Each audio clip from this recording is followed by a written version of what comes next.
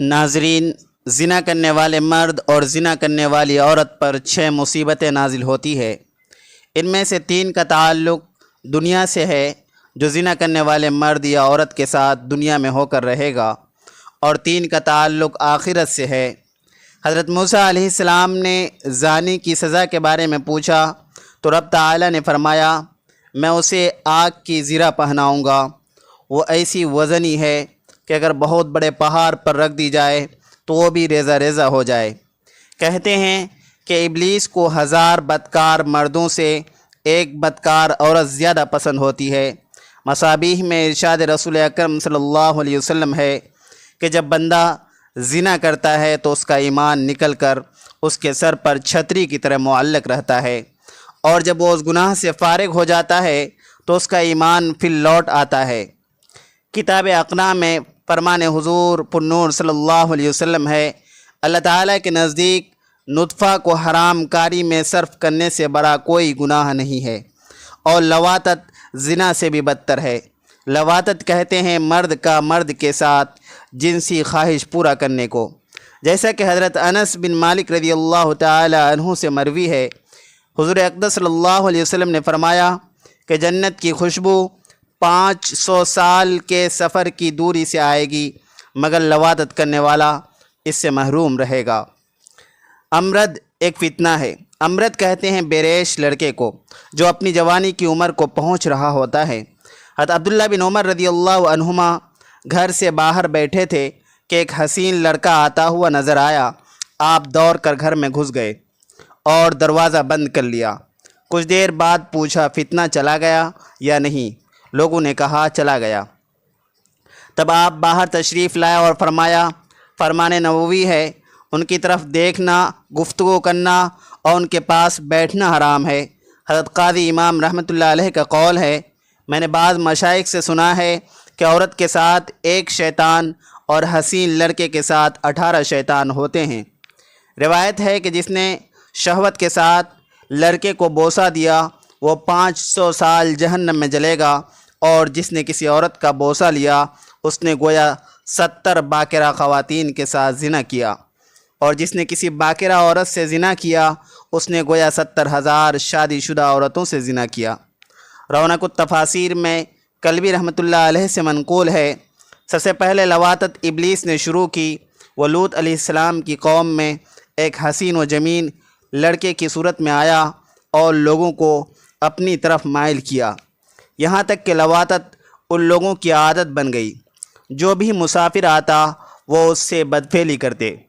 حضرت لوط علیہ السلام نے انہیں اس فعل بد سے روکا، اللہ کی طرف بلایا اور عذاب خداوندی سے ڈرایا، تو وہ کہنے لگے، اگر تم سچے ہو تو جاؤ عذاب لے آؤ۔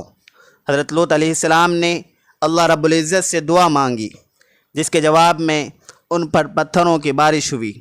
ہر پتھر پر ایک آدمی کا نام لکھا ہوا تھا، اور وہ اس آدمی کو آ کر لگا۔ قوم لوط کے ایک تاجر کا واقعہ ہے۔ حضرت لوط علیہ السلام کی قوم کا ایک تاجر مکہ میں بغرض تجارت آیا، اس کے نام کا پتھر وہیں پہنچ گیا، مگر فرشتوں نے یہ کہہ کر روک دیا کہ یہ اللہ کا حرم ہے۔ چنانچہ 40 دن یہ پتھر حرم کے باہر زمین و آسمان کے درمیان معلق رہا، یہاں تک کہ وہ شخص تجارت سے فارغ ہو کر مکہ معظمہ سے باہر نکلا اور وہ پھر اسے جا لگا، جس سے وہ ہلاک ہو گیا۔ حضرت لوط علیہ السلام اپنے تمام اہل خانہ کو لے کر بستی سے نکل گئے اور فرمایا، کوئی مڑ کر نہ دیکھے۔ جب قوم پر عذاب نازل ہوا تو ان کی بیوی نے آوازیں سن کر پیچھے دیکھا اور کہا، ہائے میری قوم، جس کی پاداش میں اسے ایک پتھر لگا اور وہ ہلاک ہو گئی۔ مجاہد کہتے ہیں کہ جب صبح قریب ہوئی تو حضرت جبریل علیہ السلام نے ان بستیوں کو پروں پر اٹھا لیا اور اتنی بلندی تک اٹھا لے گئے کہ آسمان کے فرشتوں نے ان کے کتوں کو بھونکتا اور مرغوں کی بانگوں کو سن لیا۔ اس وقت یہ بستیاں الٹ دی گئی۔ سب سے پہلے ان کے مکانات گرے، پھر وہ خود اوندھے منہ زمین پر آ گرے اور ان پر پتھر برسائے گئے۔ کہتے ہیں کہ یہ 5 شہر تھے، جن میں سب سے بڑا سدوم کا شہر تھا۔ ان شہروں کی آبادی 4 لاکھ تھی۔ اللہ تعالیٰ نے انہیں سورہ برات میں مؤتفقات کے نام سے یاد کیا ہے۔ ناظرین، زنا کرنے والے مرد اور زنا کرنے والی عورتوں پر دنیا میں 3 طرح کی مصیبتیں آتی ہیں۔ نمبر 1، دنیا میں رزق کم ہو جاتا ہے، یعنی کاروبار سے برکت چھین لی جاتی ہے، آدمی مارا مارا پھرتا ہے اور قرض کا بوجھ سر پر چڑھ جاتا ہے، اور پھر حالات یہاں تک پہنچتے ہیں کہ آدمی خودکشی کر لیتا ہے۔ نمبر 2، زنا کرنے والوں پر دنیا میں دوسرا عذاب یہ ہے کہ ان کی زندگی مختصر ہو جاتی ہے، یعنی جوانی میں ہی موت واقع ہو جاتی ہے۔ نمبر 3، اور تیسرا عذاب ان پر دنیا میں کچھ اس طرح نازل ہوتا ہے کہ ان کا چہرہ مسخ ہو جاتا ہے، یعنی آدمی بدصورت ہو جاتا ہے اور آخرت میں خدا کی ناراضگی، سخت پرسش اور جہنم میں داخل ہوتا ہے۔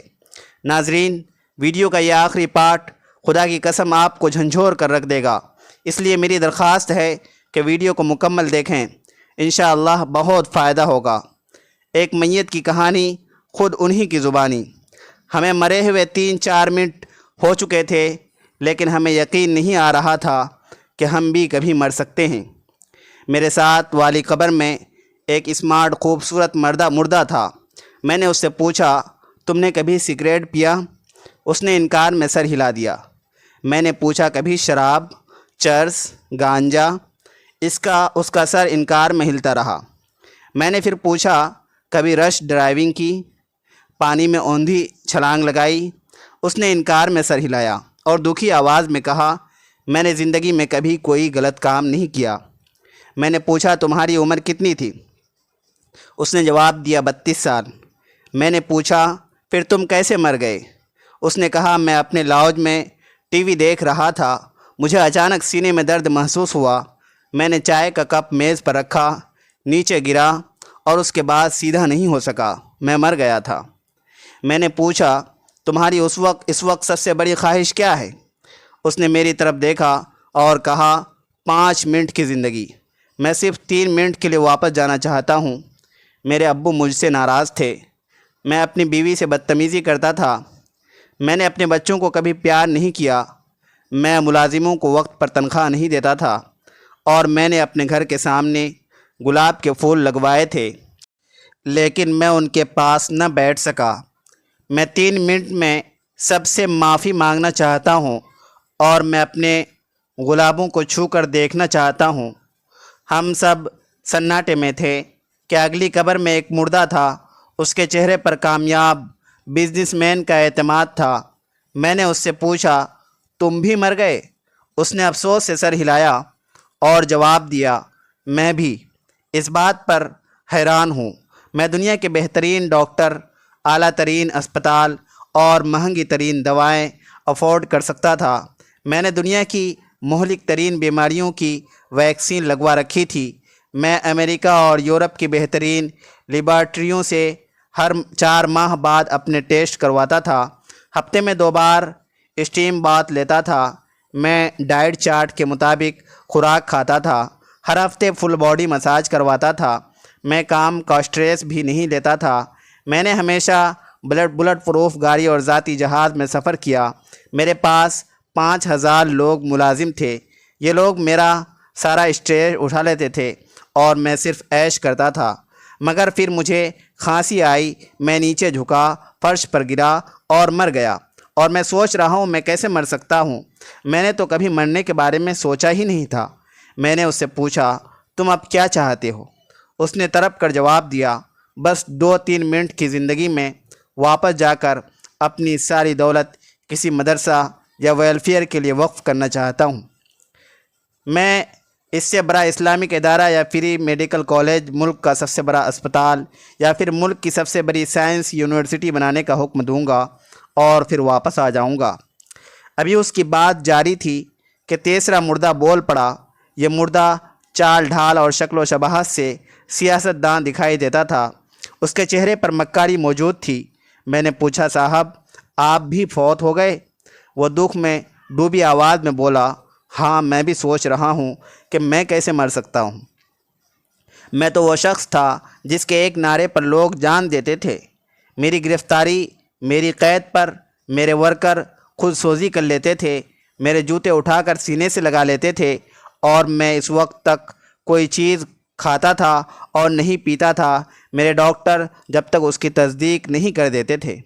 میں ہمیشہ بلٹ پروف شیشوں کے پیچھے رہا اور میں تقریر بھی بلٹ پروف کیبن میں کھڑے ہو کر کرتا تھا۔ میں ہر مہینے عمرے کے لیے جاتا تھا اور ہر دوسرے دن خیرات کرتا تھا، مگر اچانک میرے سر میں درد ہوا، میں نے کن پٹی دبائی، میرے دماغ میں ایک تیز سی اٹھی، میں نے چیخ ماری اور مر گیا۔ میں نے اس سے بھی پوچھا، آپ کی اس وقت سب سے بڑی خواہش کیا ہے؟ اس نے ہنس کر جواب دیا، صرف 2 منٹ کی زندگی۔ میں اس دنیا کے تمام سیاستدانوں کو یہ پیغام دینا چاہتا ہوں کہ آپ موت سے نہیں بچ سکتے، چنانچہ عوام اور اپنے درمیان سے بلٹ پروف شیشے ہٹا دیں۔ خدمت وہی ہے جو آپ آج کر لیں گے۔ اگر آج کی ٹرین مس کر دی تو دوبارہ نہیں پکڑ سکیں گے۔ آپ خادم ہیں تو خدمت کریں، نعرے نہ لگائیں۔ ابھی اس کی بات جاری تھی کہ مولوی صاحب کا مردہ سیدھا ہو گیا۔ ان کے ماتھے پر زہد و تقویٰ کا محراب تھا، گردن عجز و انکساری کے بوجھ سے جھکی ہوئی تھی۔ میں نے انہیں پوچھا، حضور آپ بھی مر چکے ہیں؟ مولوی صاحب بولے، میں بھی اس بات پر حیران ہوں۔ میں نے زندگی میں سینکڑوں جنازے پڑھائے، اپنی ہر تقریر میں موت، میدان محشر اور حساب کا ذکر کیا، لیکن اس کے باوجود مجھے یقین تھا کہ میں نہیں مروں گا۔ اللہ مجھے بہت عمر دے گا اور میں جب تک موت کے فرشتے کو اجازت نہیں دوں گا یہ میرے بستر کے قریب نہیں پھٹکے گا۔ مگر ہوا اس سے الٹ۔ میں مسجد میں نماز سے فارغ ہوا، ابھی مسجد سے نکلنے کی بھی نہ پایا کہ روح جسم سے پرواز کر گئی۔ مجھے بھی اب صرف 3 منٹ چاہیے۔ میں دنیا کو بتانا چاہتا ہوں کہ آپ لوگوں کو اللہ اور اس کے رسول کے طریقوں کو اپنانا چاہیے۔ اللہ سے اپنی غلطیوں کوتاہیوں کی معافی مانگو، قرآن کریم پڑھو اور رسول اللہ صلی اللہ علیہ وسلم کی ہر ایک سنت سے اپنی زندگی سنوارتے جاؤ۔ ہم ہمیشہ یہ کہتے رہتے ہیں کہ ایک بار گھر کی ذمہ داریاں پوری ہو جائیں تو پھر نماز پڑھیں گے، دہاڑی رکھیں گے، حج کریں گے، خدمت کریں گے۔ جیسے دریا کا پانی ختم نہیں ہوتا، ہمیں اسی پانی سے پار جانے کا راستہ بنانا ہے۔